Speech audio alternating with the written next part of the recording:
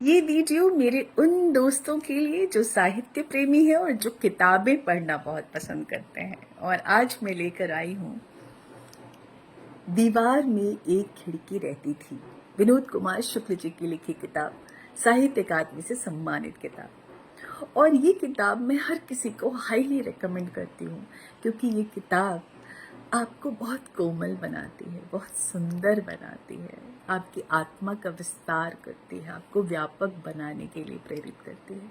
हर व्यक्ति को जिसे साहित्य से प्रेम है और वो साहित्य में डूबना चाहता हो, गोता लगाना चाहता हो, उसे ये किताब ज़रूर पढ़नी चाहिए। 3 साल पहले ही किताब मेरे हाथ में आई थी, और जब मैं सच कहूँ, जब ये किताब ख़त्म होने वाली थी तो मुझे एक तरह का दुख हो गया था कि अरे यार, ये तो ख़त्म होने वाली है, अब मैं क्या करूँगी। और मैं बहुत धीरे धीरे पढ़ने लगी थी। 3 साल में ना जाने कितनी बार मैंने इस किताब को उठाया और ना जाने कितने प्रसंगों को मैंने बार बार पढ़ा है। और मैं जितनी बार पढ़ती हूँ ना, मुझे उतनी बार ये किताब और ज़्यादा और गहरा समझ में मुझे आती है और गहरी बात समझ में आती है। तो मैं आपसे जो शेयर करती हूँ एज अ पाठक करती हूँ। और पाठक कहते हैं कि लेखक से बड़ा होता है, क्योंकि पाठक की अपनी दृष्टि होती है। तो मैं अपनी दृष्टि से आपसे बात शेयर करती हूँ। अब इस किताब के शीर्षक पे सबसे पहले बात होनी चाहिए कि लेखक ने ये नाम क्यों रखा, दीवार में एक खिड़की रहती थी। क्या मतलब है इसका? एक तो बहुत सिंपल सा मतलब है, जो हमें हमारी बुद्धि हमें सिखाती है ना। वो ये कि दीवार यानी कि इंसानों द्वारा खड़ा किया हुआ बहुत सारी ऐसी दीवारें हैं जो हमने खड़ी की हैं। वो दीवारें बहुत आयाम की दीवारें हैं, अलग अलग तरीके की दीवारें हैं।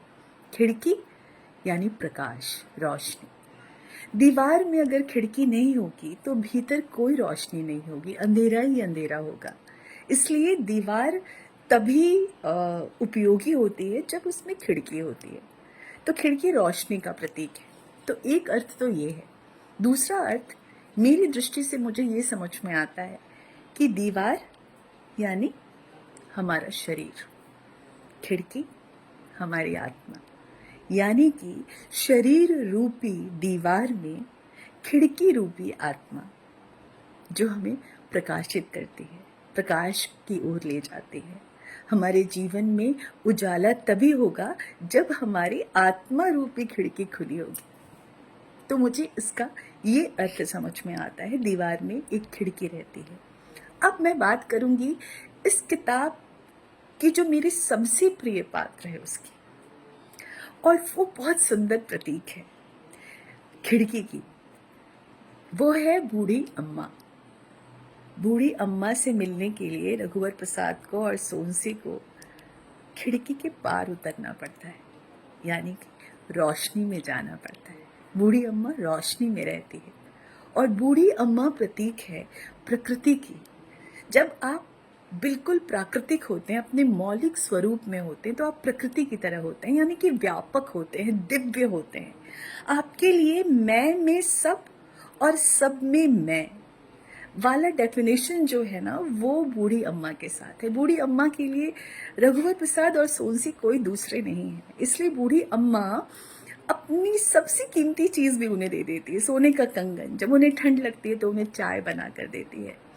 बूढ़ी अम्मा को पढ़ते हुए, उनको देखते हुए आपको ऐसा लगेगा कि मीठे फलों से लदा हुआ पेड़, आम के मीठे फलों से लदा हुआ पेड़, उसके नीचे आप खड़े हैं और आप मिठास से भर गए हैं। तो ये है बूढ़ी अम्मा।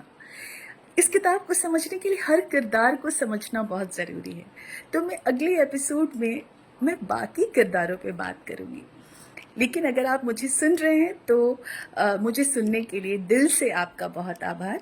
दीवार में एक खिड़की रहती है, बट बात अभी हम आगे और करेंगे। शुक्रिया।